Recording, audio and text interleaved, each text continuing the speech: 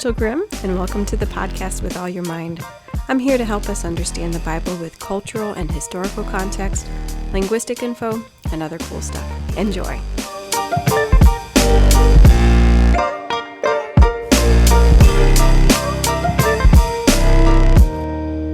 Hey guys, welcome back. This is Rachel, and this is With All Your Mind. And I wish you could see my little recording setup. So back in the fall sometime, we're now in January, back in the fall sometime, a couple months ago, my husband and I bought a new couch, and it's a recliner couch, like it has recliner feet on the ends of the couch. And that meant that we could get rid of this really horrible little ottoman that was splitting down the middle.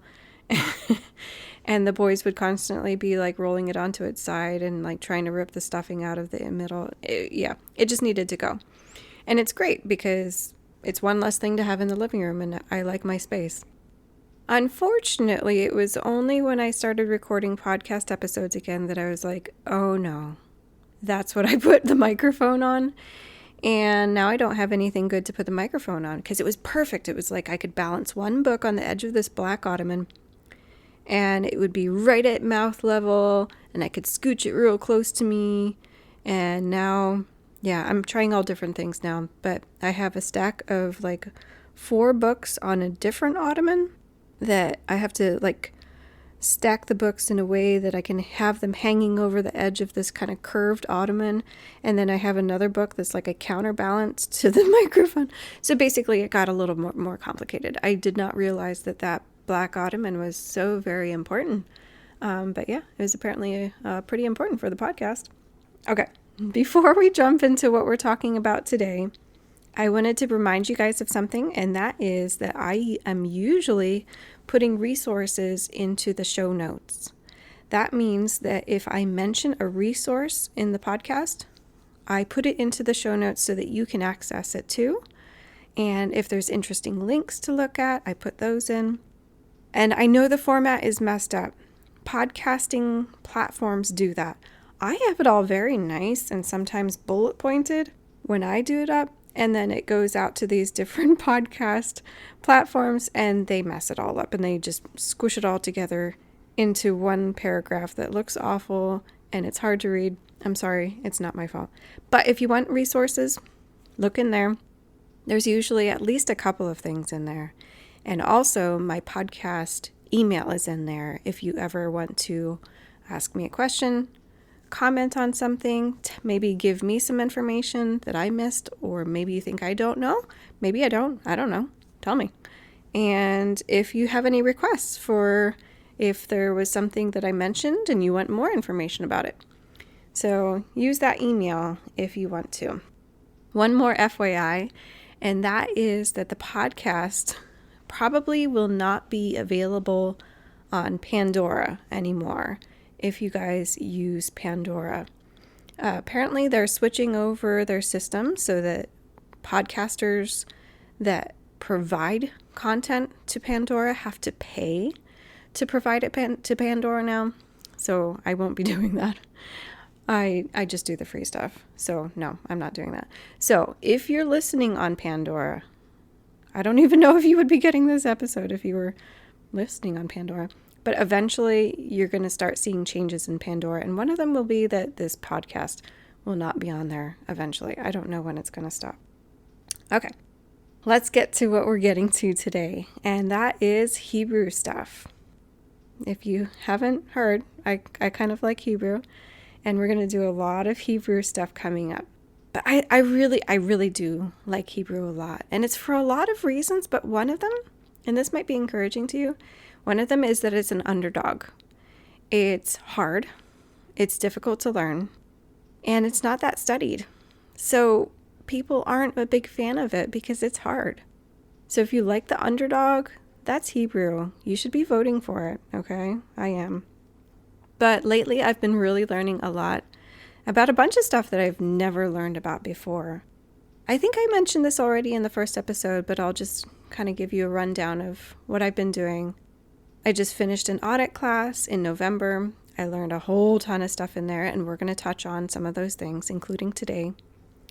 I went to a conference in November where I went to almost all Hebrew linguistics seminars, learned a whole bunch of stuff. And I mentioned, by the way, about I went to a session. I mentioned this in the last episode when we talked about acrostics. I got the paper from the woman that was giving a presentation on acrostics at SBL. Now, she said that I could not make it available to anybody because she has not published it yet herself. It was her research that she was presenting at SBL, getting feedback on it, getting critiqued and all that. But she hasn't published it yet in a journal or for her dissertation or whatever she's going to publish it as. So I cannot provide it to you. If you're interested, you can email me. I don't know who really cares enough about acrostics to want an academic paper on it, but hey, that might be you. Send me an email, text me if you know me, and I can send you her email and she can send it directly to you. She said just use it for personal use. So yeah, there was all sorts of stuff at this conference that was just really good stuff. The stuff we're going to talk about today is not from the conference, but actually another session touched on a similar idea. So it's definitely being talked about. The big idea that I want to touch on today is how the Bible sounds, the way that the Bible sounds. We're going to talk about some of the things that help make sense of why the Bible sounds the way it does. Some things are going to click into place for you. Let's start with this. Have you ever assumed, or when you read the Bible, thought, this sounds really formal? Like the Old Testament, when you read the Old Testament, do you imagine a lot of characters like Abraham and Moses and Joshua not really ever smiling? Even like David, who was more of an emotional guy, we kind of still see them as stiff and formal and austere and stern, maybe proud. Do you get that feel? I definitely get that feel. That they always did things in very particular ways. They barely ever laughed. They weren't exactly friendly. They might have been what we use the word hospitable, but friendly, making you feel comfortable, happy. Would we describe these characters as happy? Is that why we stick to the word joyful? Because it's easier to think of somebody as being kind of austere, but thankful. And we can't really say happy. Does that make sense? Do you think of Bible characters as being that way, especially in the Old Testament?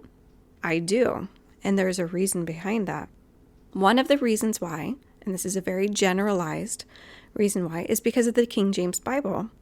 It's a way that actually a lot of us memorized Bible verses. The most common and popular phrasing for the Bible is the King James Bible because it used to be such a standard, right? It used to be so common that it was the way a lot of people used to memorize the Bible. I actually listened to some other YouTube videos when I was on the plane going to that conference in November, and they were talking about how having so many different versions of the Bible makes it so that people don't have a common experience of the Bible anymore, because you can't ask a whole congregation to read a Bible verse in their Bible because you're going to have 5 different versions read and it's just going to be a mumble, mumble, mumble because people aren't going to be saying the exact same words at the exact same time. So it's broken down a bit of the communal experience of the Bible to have so many different versions of the Bible, whereas in the 1940s, say, if you asked 5 people to read out of the Bible, they might all have the King James Version. There just weren't not as many versions available, and most people just had a King James. So that is one side effect. But a lot of us, I'm almost 41, so I did grow up either memorizing things out of the King James Version or the NIV. But a lot of the times when I think about Bible verses, I end up thinking of them in the King James Version. So a way to test this for yourself, tell me any part of the 10 Commandments. How do you say it? I automatically start saying, thou shalt not. Sometimes I will think, you will not, but I don't know where that comes from. So test yourself. See what version of the Bible do you actually have anything at all memorized in? it might feel really familiar in the King James Bible. And that's a very formal version to us because it's not modern English. It's Middle English. Okay? So that's just a general one. And this is the part that I wanted to get to. It's a Hebrew linguistics thing. We're going to make it really applicable, really easy to understand though. And it blew my mind.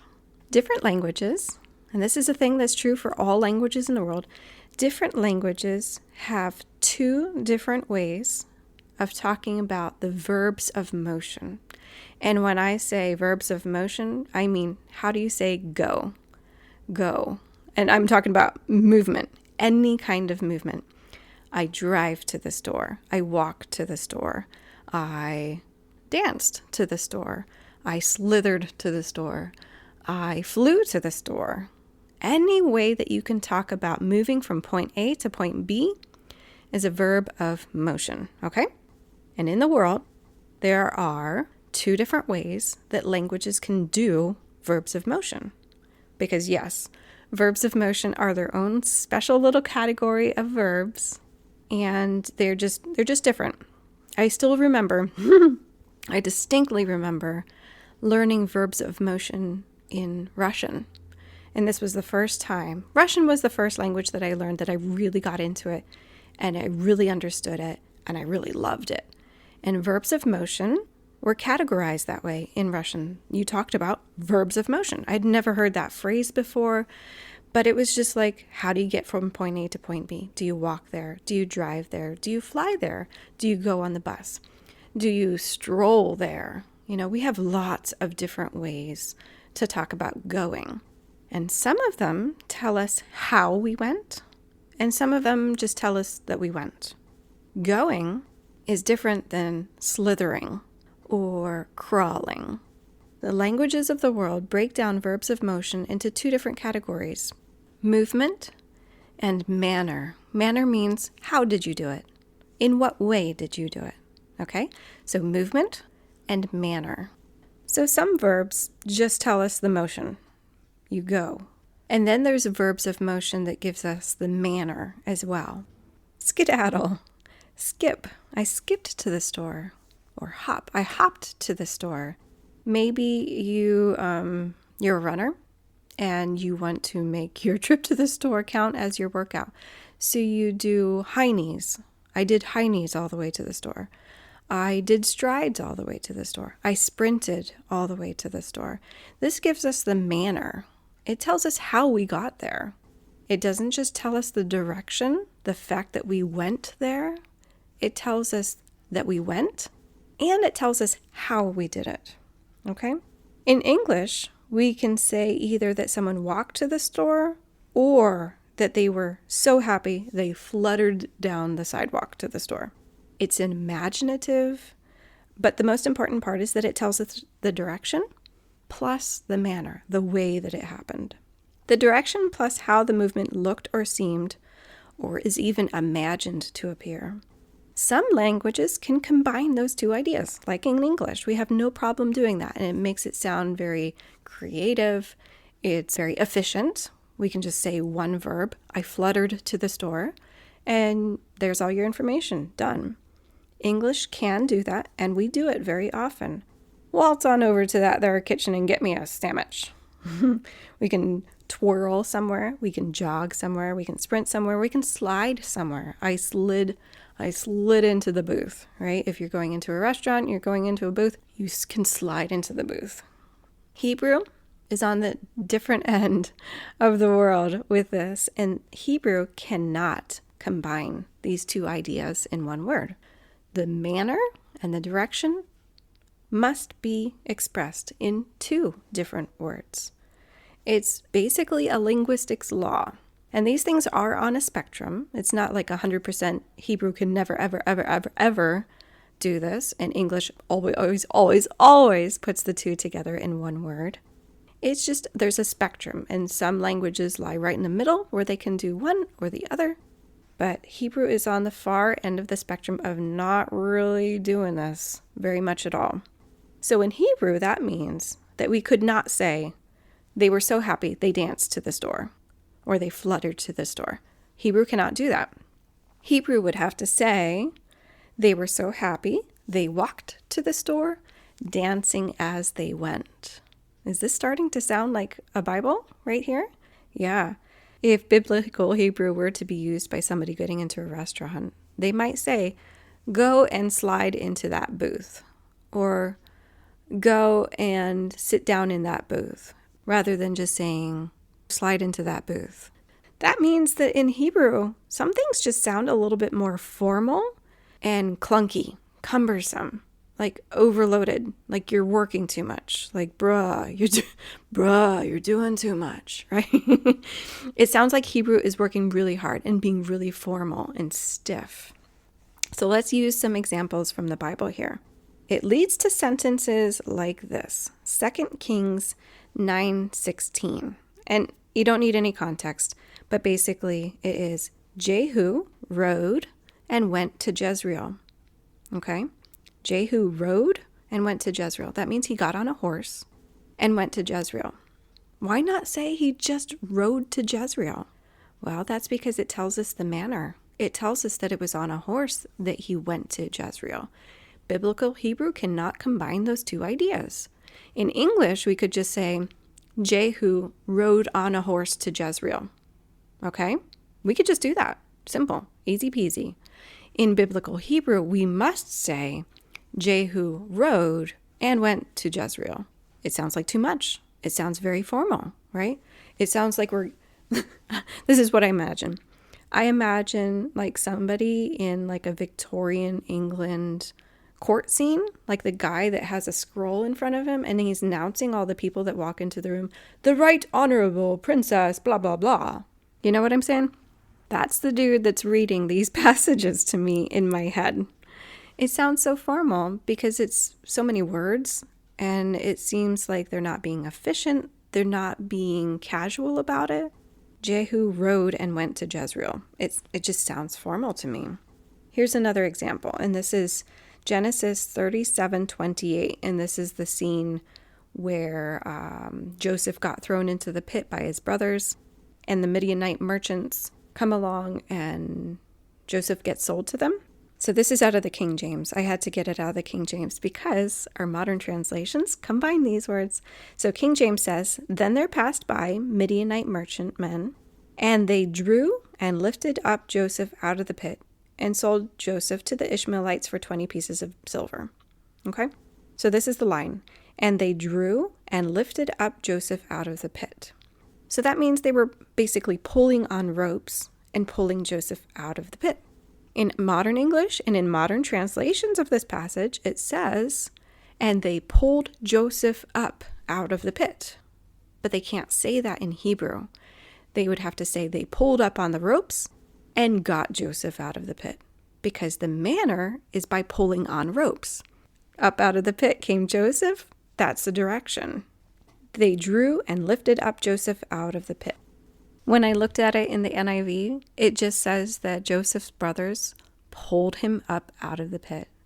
So in our modern English translations, it is changing what is specifically said. It's using different verbs. Because in biblical Hebrew, they had to do things a certain way because the rules of grammar just said you had to. It was just like, you can't do that. So they didn't. But in modern English, we can simplify things. We can put together those two different ideas of manner and direction. And so we do. And it's not a problem. So an interesting fact is that modern Hebrew now can be more like English, where it does combine manner and direction, puts those both ideas into one verb, so that you could say that Joseph was pulled out of the pit and done. Just one verb. And like I said, languages are often on a kind of spectrum with this, where sometimes they use verbs that combine the two ideas, and sometimes you need separate verbs to do the different ideas. It's not all one or the other, which, by the way, is a very good rule of thumb with linguistics and languages. If you ever see YouTube videos or Instagram videos, or basically it's often on social media because it's bite-sized, saying Hebrew always does this, Hebrew never does that, this language can never ever do that, this language is the only one. they're almost always oversimplifications where they're trying to make it more exciting than it really is. Okay. So modern Hebrew can do things this way that we do in English now, kind of be more creative, more flexible, more concise. Biblical Hebrew, not so much. So Biblical Hebrew was just on that end of the spectrum. A pretty interesting thing that I found was I was just scrolling through on my phone. I have a Google News feed, and they're picking up on the fact that I like linguistics and language stuff. There was just a recent study done, and somebody was using Turkish and English as languages to compare. And they were basically trying to figure out something with sign language, kind of our innate home sign language, like what you would do with your kids, not a formal learned sign language. And they were using verbs of motion and this exact idea as kind of their place to study how we come up with our homegrown sign language. Like if you point at yourself to say me or point at somebody else to say you, what exactly is your hand doing there? What is universal about all of that? There was just a study about sign language, and they were just specifically looking at verbs of motion to see when we do verbs of motion with our hand signals, do we do it all together like in English? Or do we do it separately with manner and direction like in Biblical Hebrew? So this is something that isn't just talked about by Rachel Grimm on With All Your Mind podcast. This is an important topic for linguistics, and it changes how we view the world. But in our case here, it changes how a text sounds. Does it sound more formal? Does it sound more casual? Does it sound friendly? Or does it sound stiff and foreign? So just something to keep in mind when you're reading the Bible. It was first written in languages that you probably do not know, and with grammar rules that you might not be familiar with. And just because it sounds stiff or formal doesn't mean that the people that the language is talking about were stiff and formal too. It might just come across that way because of language rules that have nothing to do with the personality, characteristics, or facial expressions of the people in the Bible. So just a reminder that when you're reading your Bible, remember that these were real people that did giggle and skip and hop. But the verbs that were used might not reflect that exactly how we're used to. Okay? So I'm going to leave it there. I hope you guys have a great day, and I'll see you again next time. Bye.